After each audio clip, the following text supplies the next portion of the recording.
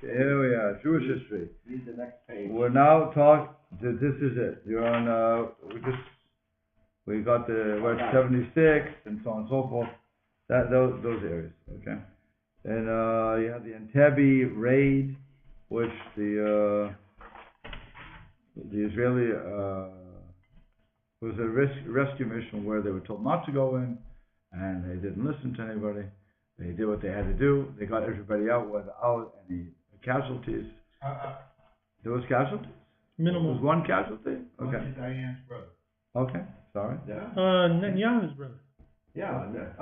Netanyahu's brother? Yes. Okay. Netanyahu's brother? Yanni Netanyahu. There you go. Okay, so he had one casualty. But for the most part, they got in and out, and that was, again, a miraculous sort of thing. It gave the Israeli army a big plus in people's minds, saying that, to this very day, people still remember that, saying that if we really want to get people out of hostage situations, just then the Israeli army. Okay. Then what happens is about 3 years later, you have the president of Egypt, Anwar Sadat. Remember his name? He visited Yerushalayim, Jerusalem, as an overture of peace. In 79, he signed a peace treaty with the Israeli Prime Minister Menachem Begin, and brokered by, of course, President Jimmy Carter, and that was supposed to usher in the Messianic age, because everybody, the Egyptians and the Jews, were finally at peace.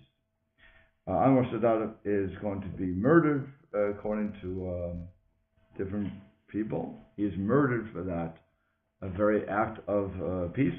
Why did he do it is also an interesting question. I think he was quoted, I'm not sure if he actually said it, but supposedly he's quoted as saying, "We can't beat the Jews by warfare, so we'll beat them by loving them." What happened when he was willing to sign the peace treaty? Part of the peace treaty was give us the Sinai. In other words, we had oil. Let's understand something. The Jews had oil. Israel had oil in the Sinai. They had oil in the Sinai, and they gave that away for peace. So Anwar Sadat said, we can, without wasting a bullet, we can go in there. And it was supposed to be a demilitarized zone in 1973, for those who read the papers. Right after, I think even before the peace treaty was signed, the Egyptian tanks were there. So they never lived up to their bargain. Okay. That's something that people, for some reason, don't remember. I don't know why. But if you go back to your papers, you will see that what I'm saying is true. And it was supposed to be, to this very day, a demilitarized zone, and it never happened. They brought their troops in, and that was it. And even so, they still signed the peace treaty. Jimmy Carter got tremendous credit for that. That was, I think, the first Camp David Accord, probably.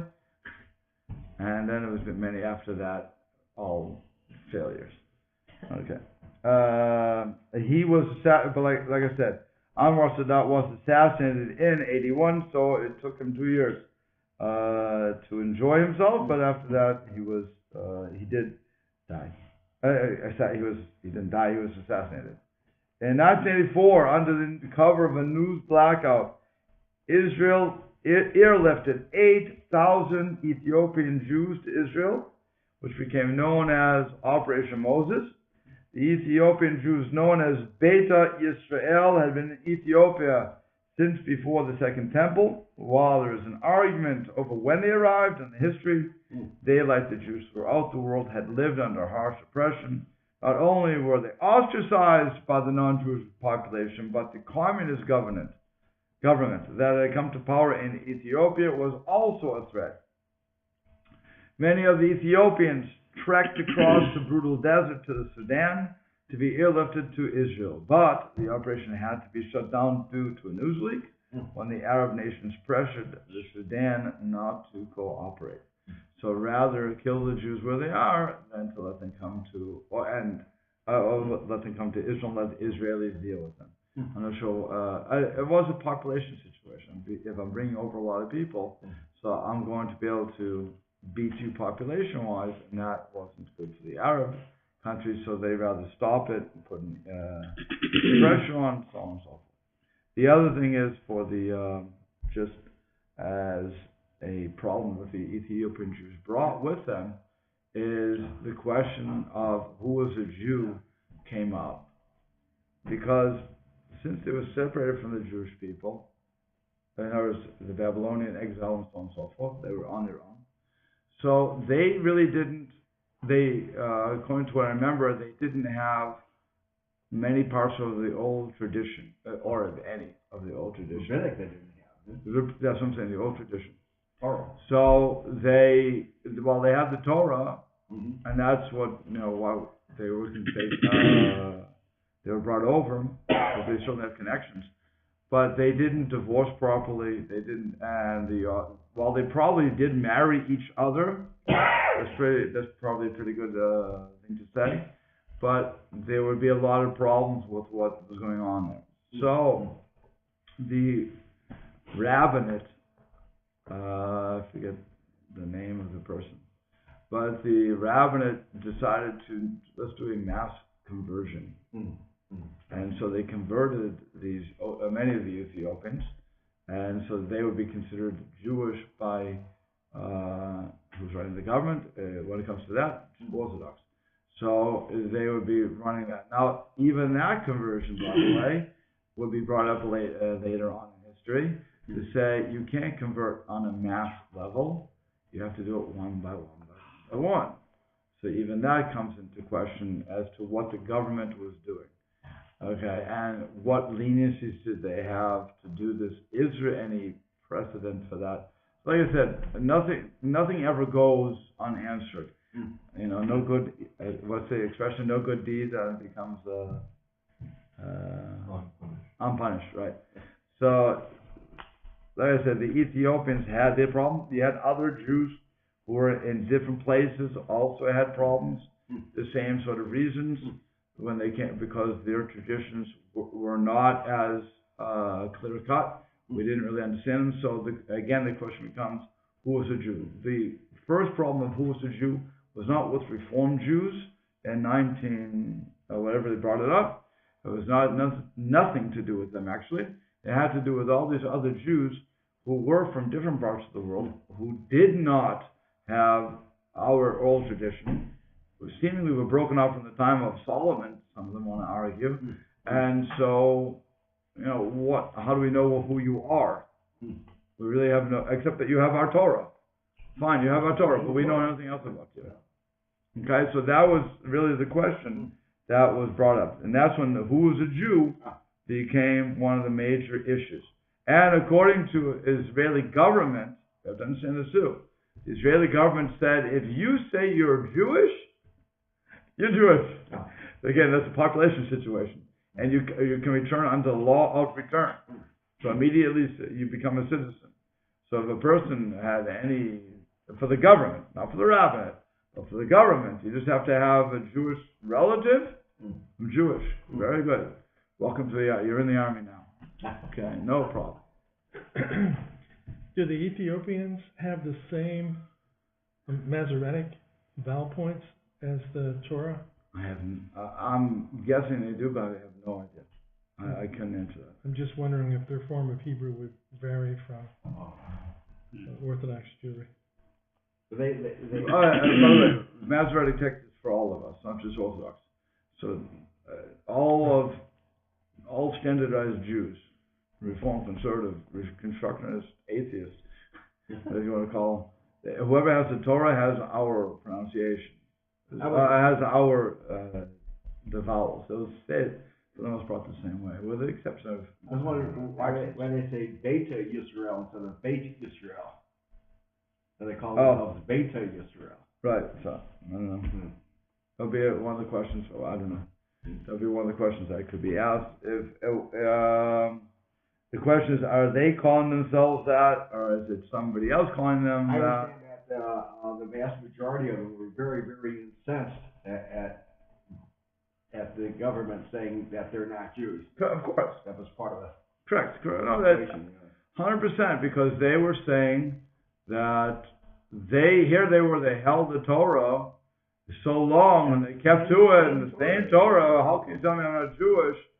And the rabbinate was saying, because you don't have all the tools. You train them. I mean, why should that? No. Since they did not have the old tradition. Okay, so then when it comes to divorce, it's not the same as what we would do. When it comes to anything, it's not the same. So they just have to be brought up to date. No, but they may not be Jewish. They may not be Jewish. That's the problem. In other words, if somebody comes, if I would have a congregation of Jews for Jesus, they would come to me, okay, and say, but we're Jews. We look at our Torah. Look at what we do. And by the way, we have people who come here and say, I have proof from whatever, or I believe that I have a grandmother who is Jewish or some Jewish roots, and therefore I'm Jewish. The answer we always give them is, I'm happy for you. By all means, continue doing what you're doing, but if you want to be counted and play in our reindeer games, you need to convert according to our standards. Because it may be true. It may be true. I don't know. You could be Jewish. But I can't rely upon that to allow one to marry another so what do you do in the Jewish case person? You don't know? How can you convert somebody who might really already be Jewish? So what? I thought, can you still do a conversion? Absolutely. Yeah. Yeah. And the only problem that person deals with is if it's a man, if it's a woman, she can't marry a Kohen. What's the big deal? So you can't marry a Kohen. Okay. You can't marry a Kohen. The odds are you'll love a Kohen or whatever, but okay, you can't marry that person. But everybody else, but the man has no problem. What's the big deal? And I'm saying today, in Israel, when we're giving up land according to families, that's when it would have meant something, because now you're talking about land apportionment. So I don't have any land as a non-Jew, as a convert. Sorry, as a convert, I would have no land apportionment because I'm not part of the tribes. So I have to marry into somebody and so on and so forth. That could be a problem. But when it just comes to regular stuff, what's the big deal? Go to the mikveh. If you're a Kohen like I am, so then you have to be willing to give that up. You know, that's up to you. If you don't, and nobody's forcing them, as it were, to be, I'm guessing, only if they want to get married via the rabbinate. Again, you have non-Jews in Israel too. They don't have to convert to get married. So, but if you want to get married, you want to be recognized as a Jewish person, then you have to fulfill the requirements. And by the way, that does happen for American Jews too, American converts. If you're converted by the wrong court, okay, and that's even within the Orthodox, then, in other words, the court's not recognized by Israel. Let's say I would make a court. I have me, you, and some other Jewish, and Jim. All three of us, we make a court, okay? And we say, okay, guys, mass conversion time. Boom! Okay? And we throw you to the mikvah, and we have you say what you want to say. You accept all of Judaism? Yes, I understand. Good, great. And now I have a membership of, instead of 3, I have a membership of 7. Tremendous. Okay. I up my numbers. That's what people like to do. Up the numbers. And now you go to Israel and you say, I want to come back by the law of return. Really? Okay. You have a Jewish grandmother? No. Rabbi Neville converted me. Who? Rabbi Neville from South Bend, Indiana. Okay. He's on YouTube. Right? Look on YouTube. He'll tell you how he did it. Okay. And then what happens is they say, can I please have the documentation? And you give the documentation as my sir, the star in the scene, Jim's, and they look at you, they say to you, yeah. Okay, we have to go through another conversion. But I converted! It was an Orthodox rabbi! Yeah, okay. Try again. We don't know who he is. Now that happens a lot. That happens a lot. Which is why, again, the who's a Jew problem doesn't just hit conservative reform or reconstructionists, but it hits everybody. If you don't do it with a court system that they recognize, then the potential convert is acting foolishly. I'll be very nice about it. They're acting foolishly. You need to go to, and if the rabbi says we can do a quickie for you, it's a wrong rabbi to be with. You don't try to bypass the system. Okay, and that's the problem. And so, but Israel takes care of that. They say no, we don't accept it. So is it correct that most congregational Orthodox rabbis, somebody comes in, they would send them to a recognized Beit Din someplace like Chicago or New York or whatever? If they're intelligent rabbis, yes. If they're egotistical rabbis, no. Yes, that's the YouTube forever, right? We have to extract that egotism, but that's really what happens. You have some in the early days they didn't have this sort of system, so that's why people got used to it, and people like that power. But I think that they're fools for doing it. They're not doing, like I said, it's pure ego. It's rather bring them to a court system that's going to be recognized by all, and let the person be Jewish according to all opinions instead of just my opinion. I mean, people have come to me when I was in various places and said, "What's the big deal, Rabbi? I just converted me." I said, "Well, in other words, you never want to leave my town. That's the point. You don't ever see yourself leaving or your children leaving." In other words, you would say, in my town, you be Jewish. I know what I did. But once you leave my town, you're not Jewish anymore, according to anybody. Who's going to accept me? They don't know me, except for YouTube. the 564 views. Okay. But they may know my name, but otherwise they don't know me. They don't know who I am. So why would they trust me? I wouldn't trust me if I just saw me on YouTube. Okay. I don't care about my YouTube. So if you're Jewish and you go to Israel. If you're Jewish from birth? Okay, go ahead. I probably have asked you this before. You're Jewish, you go to Israel. Right. A twofold question. Right. The first thing, what benefits do you get because you're Jewish and you go to Israel? When you say, I want to live in Israel. You're an automatic citizen. Okay, you're an automatic citizen. So I move to Israel tomorrow. And if you declare that you want to stay there, you're an automatic citizen. You get to vote. You're an automatic citizen. So who? I don't want to get into the micro part. So who do you tell that you're Jewish? The government? Yeah, when you're applying for citizenship. You say you're Jewish. Right. Now they may ask for you to give a letter, and that's something else. In other words, when people went to Israel, or want to get married, usually it's when you want to get married. So then you ask the rabbi for a letter, an Orthodox rabbi verifying that you are part of the congregation, and it's normally accepted by the government. It has to be an Orthodox rabbi, can't be a conservative rabbi. I'm not sure about the government of that. See, I'm not probably they would accept anybody. I'm saying probably they would accept anybody at that point. The government is secular, so I can't imagine that they would demand it has to be an Orthodox rabbi. But I know when I was in Bangor, so somebody from the conservative shul came to me requesting that I verify that his child was Jewish. Wow. And the guy was a nice guy, and I said to him, I'd love to write the letter. Is your child Jewish? I don't know. Did you marry a Jewish girl? And he said, of course, Do you have proof of that? I had to have proof myself. I'm going to put my name down. I have to have proof that what you're saying is true. He did. So I said, fine. Okay, I don't mean to be narcissistic with this, but so I go to Israel and I want to be a citizen, okay? And they say, you're Jewish. I say, yeah, well, just because you say you're Jewish, what do I have to do? Again, you have to bring some verification of that. I have no proof that I'm Jewish. Sure you do. You have a synagogue, you have people that know you're Jewish, you have whatever you have. Well, so you would have to write me a letter. Yeah, that's.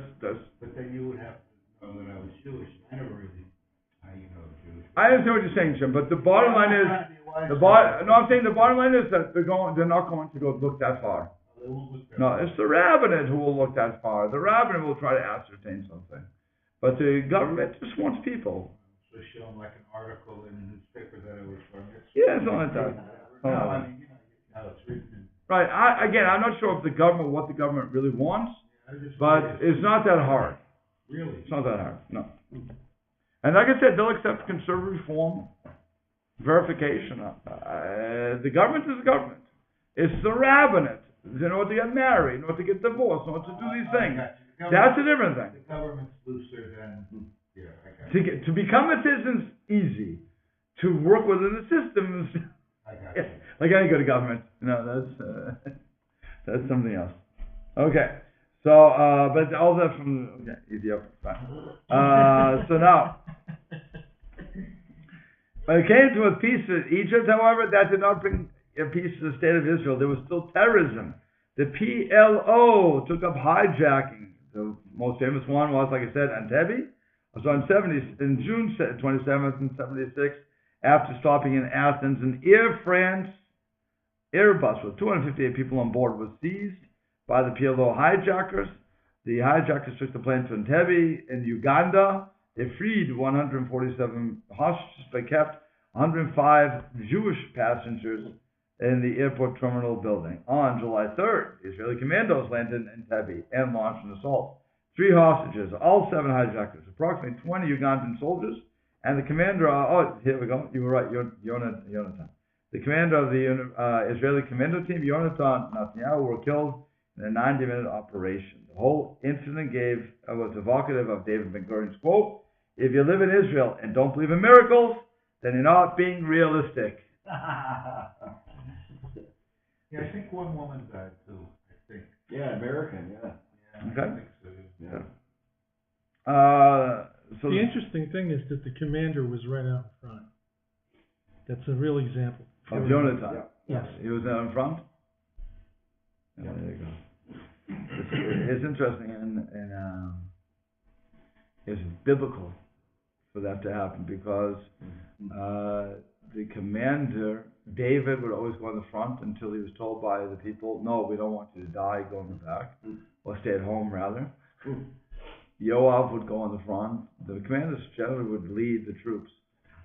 In the non-Jewish armies, the commander would be in the back, and that's why Pharaoh, when he's chasing the Jews when he's getting the Egyptians to chase the Jews down at the Red Sea, he says, "I will lead you," which means I'm not going to be like the other leaders, be in the back, but I'll be in the front. I'll lead you this time.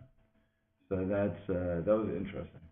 So here also, it's a throwback to the biblical time where the leader, I'll take your word for it, the leader was in front. Okay.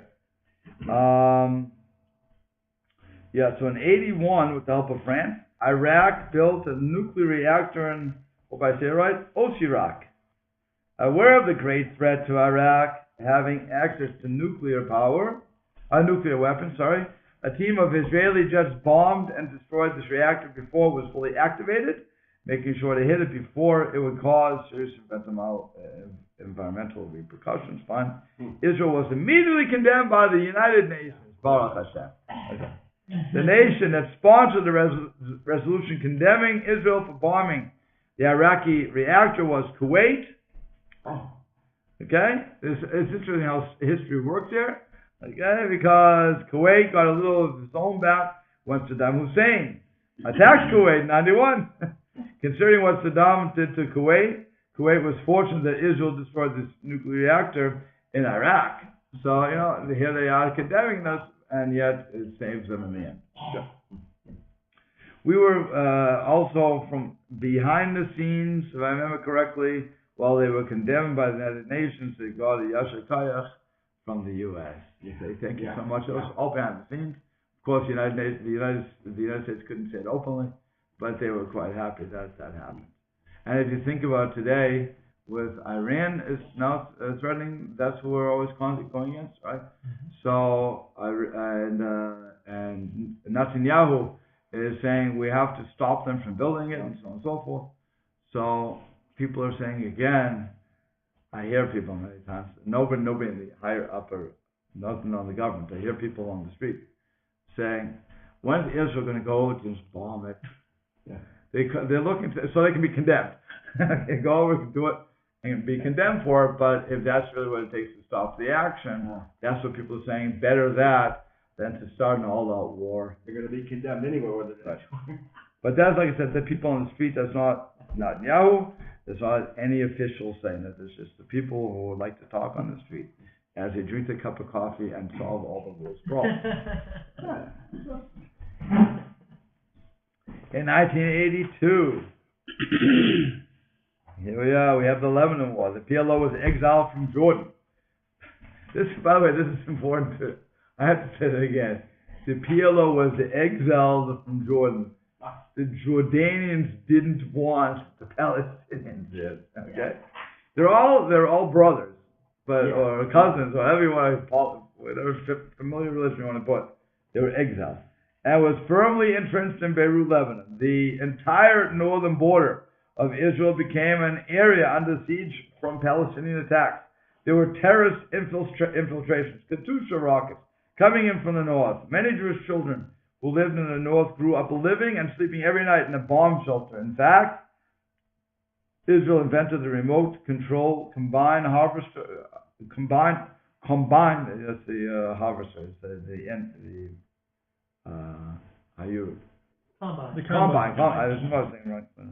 combine harvester and remote control tractor. So those in the northern settlements could continue their work and their lives. Remote control. I'll sit and watch my TV and okay, here you go. That's really good. Unable to tolerate the situation any longer, Israel decided to invade Lebanon and create a security zone in southern Lebanon. This would have been a good idea had the Israeli troops stopped at the end of the security strip, but instead they drove all the way to Beirut, figuring that they could destroy the PLO there. After the siege of Beirut, the PLO went into exile into Tunisia and were soon hailed as martyrs. Reacting to the siege of Beirut, many Jews expressed anger with Israel. Here we go. Woody Allen published a public criticism of Israel in the New York Times, and we all know that Woody Allen, somebody you have to listen to. As usual, I hope he listens. Okay, Israel was condemned by everyone. Okay, can you imagine here we get all these stars coming out, they shouldn't have done it, I'm embarrassed to be Jewish. Embarrassed anyway to be Jewish, who cares? The problem with the Lebanon War too, and he's not saying this because he wants to, it's a crash course, but it was a war that they couldn't win. Just a war they couldn't win. Okay? And a war that, every war that you go into, you have to have a mindset of what my goals are. Okay? And my goal is just to drive somebody out of my border to stop attacks. Fine, let that be the border. But don't go more than that. Whatever your goal is, get your goal. And they decided, for whatever government reasons they had, is that they want to remain entrenched in this. And that turned into the beginning of hammering them to make them the bad guy. Before this, they were always the good guy. The Yom Kippur War, they were the good guy. They went out and they defeated their enemies. They signed a peace treaty. Everybody's happy. This war started. The PLO really was ratcheting up their media campaign. Okay, so instead of being known as the terrorists, they now become known as the tzaddikim, the righteous people of the world, when they were the ones who were causing all this. But again, because the Israelis didn't stop, and that's why he hints to when he says they should have stopped there. Just get them out of your territory, and that's it. But they wanted to get rid of the PLO because, and again, if you're going to make a war, how do you do a war? You kill people all the way through. You don't try to get in between the civilians and do all the careful stuff. No, you just go in and have an all-out war. But Lebanon never declared war on them. So here it was Israel now becoming the aggressor, and that's what the problem was. You were no longer protecting your country. Now you're going to somebody else's country, and now it's a bad press. It's only okay if you're American you can do that. No, even America gets condemned. Okay. We get condemned plenty. And we were, Jane Fonda was right out there. Regardless of which one it was, she condemned. And I think all of It's only this administration that we're not condemning. Obama's administration is the only one that's not condemned. But Bush was condemned from the beginning for what he did. Sure. And for all 8 years. It's only, again, even though that Obama put in more troops, he wasn't condemned for that. Because he's just trying to get us out. It's Republican versus Democrat, that's all. But it's all politics. But I think the people who are against war, if they would be able to speak, or if they would think that's worth the best business, then they would speak up again. But nobody's really talking about the wars that we're in. We're in 2 or 3 right now. How many are in the U.S.? At least 2. At least 2. Okay. So. There's Sorry? That we know of. There's a lot of unpublished stuff. I know Right. guys in the Marine Corps that they don't even know where they were. They just went on a mission and came back. Okay. But like I said, I don't think, if when the world hears what we do, we're duly condemned for it. Okay? Whether or not we're right. Okay? And the same thing here. I'm not condemning the Israelis. I understand why they did it, but you don't go in if you're not going to win it. You can't go in like a Vietnam and say, I want police action, I want to do this, I want to do that. You need to go in full force and get the job done. And you get out at that point. But they weren't given the ability to do that, so it turned into a Vietnam. Okay. Korea, for example, that war was never really declared won. Correct. It was a police So action. we still had Right. troops over there. Right. So Israelis, now mind you, they came in 82 and they finally withdrew in 2000. So that means that's a long. I want you to think about this. Israel is not a rich country. It's not rich, and there's a limited population. To maintain a war from 1982 to 2000 in one particular place, you're really weakening down your troops. And on top of that, you're being condemned every single day. And the PLO is still dropping bombs. So what have you accomplished? And people are getting tired.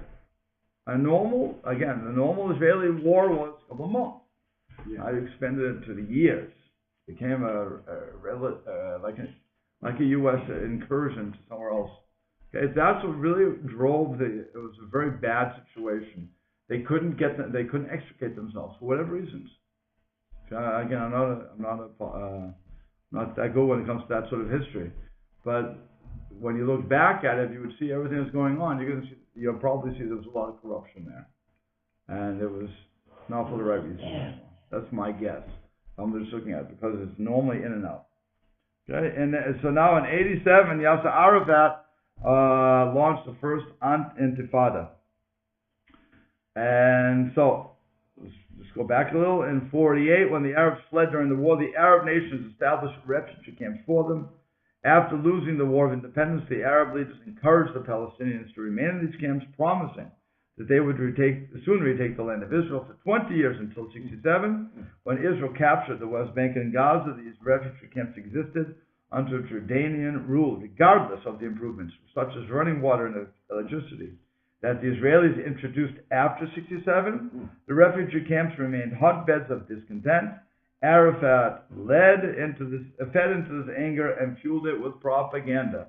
While they were living under Jordanians, we never heard of them, because that would have been bad for business. Bad for business. But once, if you just take those words, it fits into everything. But once it's under Jewish control, and they improved. Yeah. I mean, nothing. By the way, if you look at, it's going around the internet. If you look at some of the pictures of Gaza, besides what they show us on TV, you see beautiful hotels and everything else, beachside. So, it's an amazing thing. Which is the real Gaza? Okay. Is there a, like we have here, what's it called? The north side of town, west side of town? The horrible side of town here. Ghetto, the hood. The ghetto, Yeah. the hood. The west side. That's the west side. So here, if I'm going to show South Bend, I can either show the west side or I can show the south side. Well, depends on who I'm trying to attract, I guess. If I'm trying to get my money from the government, I would probably show the west side. Yeah. If I want to get people to move into town, I show the south side. Okay. If I really wanted to show people to move to town, I would show them the south side, but Erskine Plaza, or whatever it's called, and show them this is what you can live in for only $200,000. Okay, so we lie a little. We'll go up to Knollwood, you know. Right. I'm sure there's All the real estate.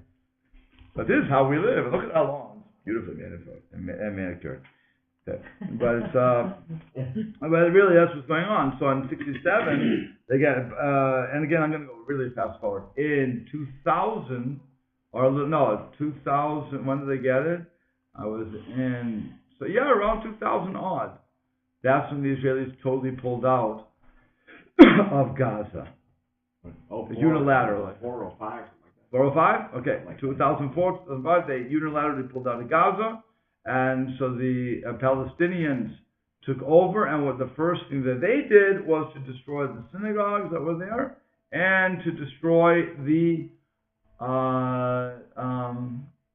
greenhouses. The greenhouses were bringing in revenue. It was a turnkey business. You didn't have to do anything. And rather than take that and use that to better their life, they destroyed it. What's the purpose of that? They stole the pipes and the tubes. You're asking the wrong guy. There's no logic. There's no, well, if you, the people want to give a logic to it by saying, you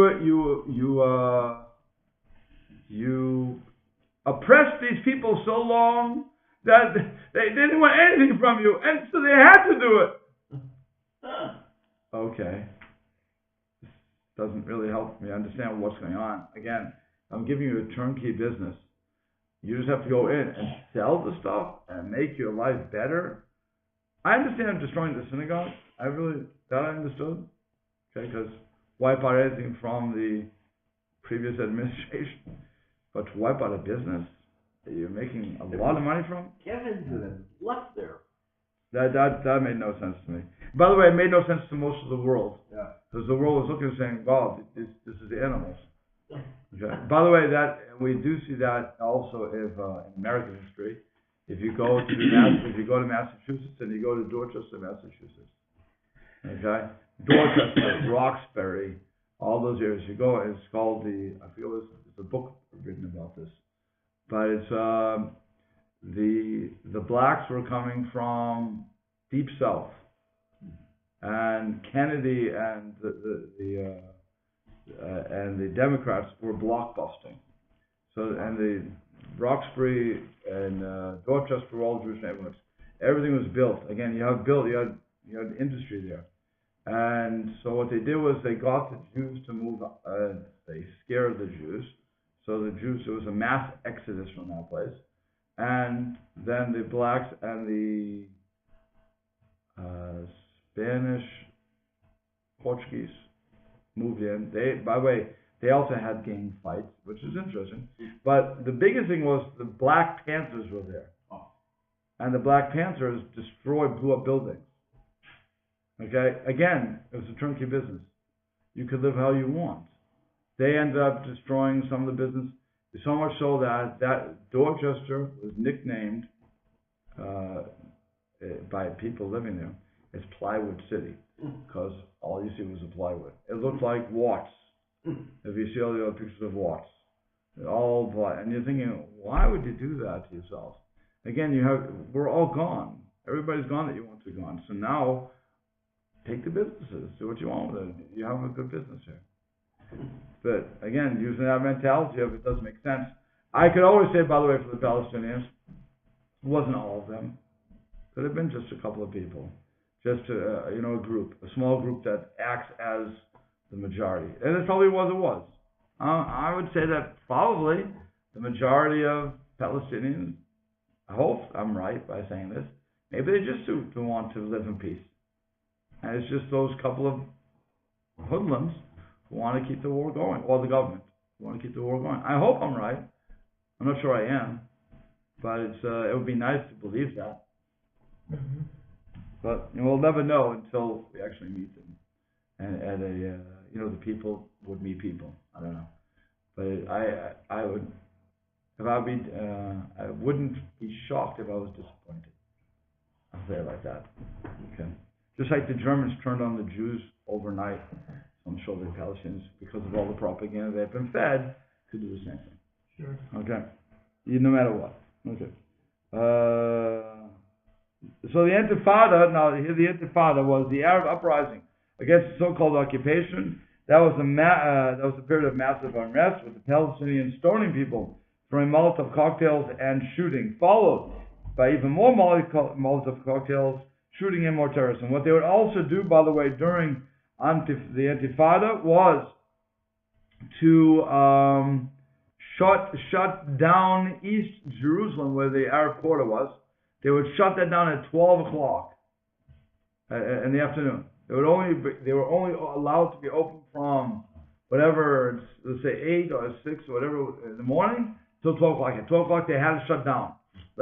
Again, I don't know why their leaders told them that. It makes no sense to me, because that's when the marketplace is abuzz.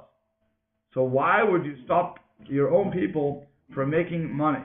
I don't get it. So if somebody can help me with that, great. But I was there in that year, and I saw that happening, and I never understood it. It's like, you're insane. Shut down at 9 o'clock at night. Everybody's gone. You made your money. Have a good time. It would make sense that you want to get all the money you can so you can make your lives better. But like I said, I don't get it, and it is what it is. And by the way, the store owners were not happy about that either, but they couldn't do anything. What time did they shut them down? 12 o'clock. Noon. East Jerusalem was dead at 10 o'clock. And the only reason I noticed, I went through it because I didn't want to walk to the crowd. So I went through it, and I had a camera. That was a good American. I had a camera slung on my shoulder. And so some guy comes out of the store and says, come here. And I was already saying, what? I don't want to go in here. Leave me alone. I want to go through. I'm not interested. I said, no, I want to show you. I have something to sell. I said, you can't sell. It's past 12 o'clock. I'm not interested. No, come see my store. I said, you're not allowed to open. I need to make money on my store. Buy something. So the store owners didn't want it. Now, if they were caught, it was death. That's serious. Yeah. If they were caught, they'd be dead. Which was why I was like, leave me alone. I'm walking. You have a good day. But he was upset. Why are they doing this to me? They killed my business. That was an Arab shop owner? Yeah. Well, the Jews run all open. Yeah. That's in the west. That's on the other side. Gotcha. Yeah. So I was just walking because it was easier. It's a shortcut to where I was going. But it was dangerous. I would never do that. Knowing what I know now, I would never have done that again. It was Those kind stupidity. of policies seem to be designed just to keep the unrest going. It could be. It could be. And like I said, Then blame the opposition. Right. But it didn't hurt the Israeli what do you call it, economy, but it only hurt their economy. So I'm not sure. Like I said, you want to say it keeps the unrest going? Potentially. You could say it's all their fault and so on and so forth. But they're listening to the leaders under penalty of. By the way, death would not be from the government. Just to be sure about this, it would have been that they would have been killed by the people who were the underground, as it were, okay. Or whatever you want to call those people. So the 1990 Soviet glasnost and perestroika opened up Russian emigration to Israel. Droves of Jews from the former Soviet Union came to Israel. It was a massive immigration to the extent that now there are close to 1 million Russian immigrants in Israel. Although the initial immigration was primarily Jewish, many of the later immigrants are not technically Jewish, according to traditional Jewish law. And again, this causes problems, because when they came over, even besides them having no jobs, you have to absorb now another 1 million people. Okay, you have to teach them your language, and some of them are going to, well, two things, two ends. One is they're used to fighting or cheating the government. That's what you do in Russia. Anything you do to avoid paying the government. The government is crooked anyway, as they would say. That's what you hear from most Russians. So they try to figure out they would not be good citizens as a result of that. You're not paying taxes, but also they don't want to play by the rules, and that you're seeing that problem today in 2014. that you're having those same guys, their kids, who are becoming the hoodlums of the system. So. Also, you have in 1990 the Iraqi leader Saddam Hussein invaded Kuwait to take possession of Kuwait's oil fields and to affirm Iraq's long-held claim that Kuwait was part of Iraq. The United Nations and other nations formed a coalition to rescue Kuwait. Kuwait is not exactly a democracy. It was and is a dictatorship ruled by a king, and a fairly strict one. Okay, but oil is at stake, such as our interests are, whatever best business.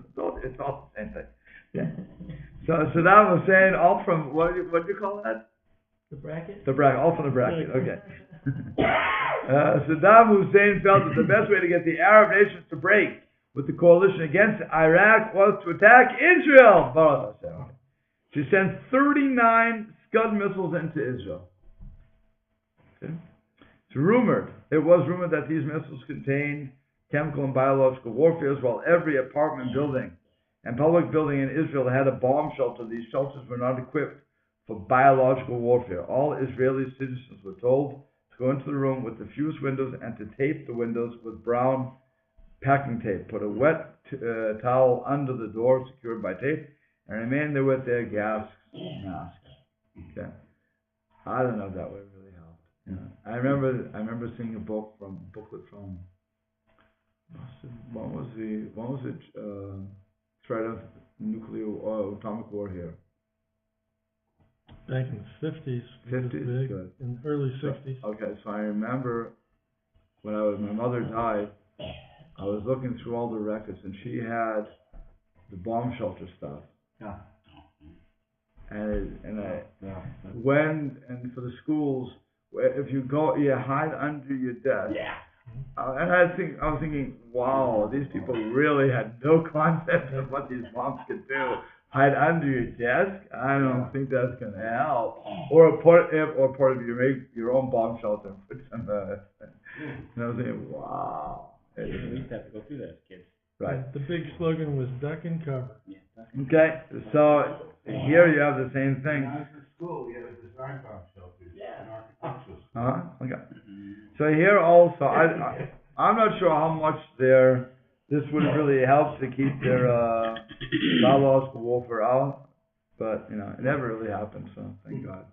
But it's as it happened miraculously, despite the Scud missiles that rained on Israel, there were few casualties. Soon after the attack on Israel, February 25th, a single Scud missile hit a U.S. base in Saudi Arabia. 28 people died, 100 were injured. 39 Scuds hit Israel with only one fatality, and the death was not even a result of the direct injury. That was a heart attack or something, huh? Right. So when Israel heeded the pleas of the United States while Israel heeded the pleas not to retaliate, Yasser Arafat and Palestinians supported Iraq. So here, I remember this actually, I was a rabbi in Canada, and it was the craziest thing. Here, Israel's being attacked by potentially nuclear or chemical warfare, and as it says, stand down. Yeah. Our friends. Yeah. Stand down, do not react, and do not fire back. If you do, we cannot support you. Crazy. And of course, the Israelis listened. But, you have to ask why they listened to it. I mean, I'm not sure why leadership was saying, okay, the great United States has spoken, we will listen. Bad for business. Bad for business, they didn't listen. Could be. Eventually, on Purim Day, Iraq agreed to a ceasefire, which of course did not solve the problem of Saddam Hussein, as we all know. And we'll stop there. But so we're stopping at Purim. It was a joyous Purim that year. I can tell you.